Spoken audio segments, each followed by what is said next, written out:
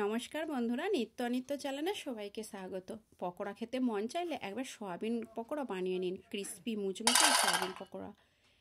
আমি 50 গ্রাম সয়াবিন নিয়েছি। কিছুটা জল দিয়ে অল্প একটু নুন দিয়ে আমি এটাকে 5 মিনিটের জন্য ফুটিয়ে নিচ্ছি। আপনারা চাইলে গরম জলেও এটাকে ভিজিয়ে রাখতে পারেন। এই পদ্ধতিতে একবার সয়াবিন পকোড়া বানান, এতটাই খেতে সুন্দর হয়। 50 গ্রাম টক দই নিয়েছি আর ওতে দিয়ে দিচ্ছি জিরে বাটা, আদা বাটা 1 চামচ, হাফ চামচ রসুন বাটা, 1 চামচ কাঁচা লঙ্কা বাটা, অল্প একটু হলুদ, স্বাদ মতো নুন, আর নিয়েছি 4 টেবিল চামচ কর্নফ্লাওয়ার। আপনারা চাইলে এর বদলে চালের গুঁড়োও নিতে পারেন। আমি এখানে সব কর্নফ্লাওয়ারটাই নিয়ে নিচ্ছি। এবার ভালো করে এটাকে মিশিয়ে নিচ্ছি। এতে দিয়ে দিচ্ছি 1 টেবিল চামচ গরম মশলা বাটা। আপনারা চাইলে গুঁড়ো মশলাও ব্যবহার করতে পারেন। এবার সয়াবিনটাকে আমি জল নিগড়ে নিয়ে নিলাম। ভালো করে মিশিয়ে নিচ্ছি। দিয়ে দিলাম লাল লঙ্কার গুঁড়ো অল্প একটু, আর অল্প একটু চিনি। লাস্টে দিলাম কসুরি মেথি। এই কসুরি মেথি দিলে না এতটাই সুন্দর ফ্লেভার আসে। এবার এটাকে আমি 10 মিনিটের জন্য ঢাকা দিয়ে রেখে দিচ্ছি। দেখুন 10 মিনিট পরে কতটা টাইট হয়ে গেছে, আর ভালো করে আমার সয়াবিনটাও ম্যারিনেট হয়ে গেছে। এবার আমি উনুনে কড়াই বসিয়ে দিয়ে দিলাম সরষের তেল। আপনারা চাইলে সাদা তেলও ভাজতে পারেন। এক এক করে এবার সয়াবিনগুলোকে আমি গরম তেলে দিয়ে দিচ্ছি।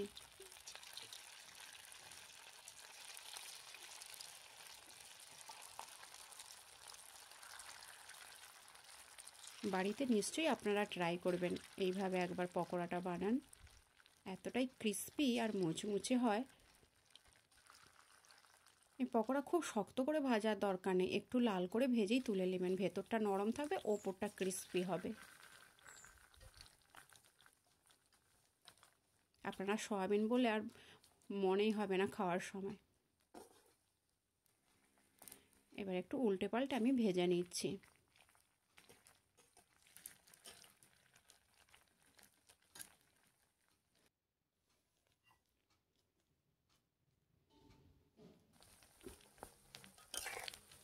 আমার প্রায় ভাজা হয়ে এসেছে, আর একটু উল্টে পাল্টে আমি ভেজে নিয়ে এবার তুলে নেব।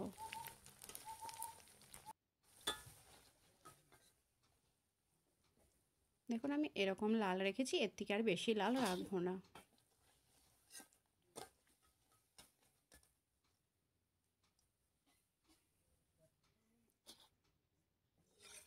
আমি সব সয়াবিনগুলোকেই এইভাবে ভেজে নিয়েছি।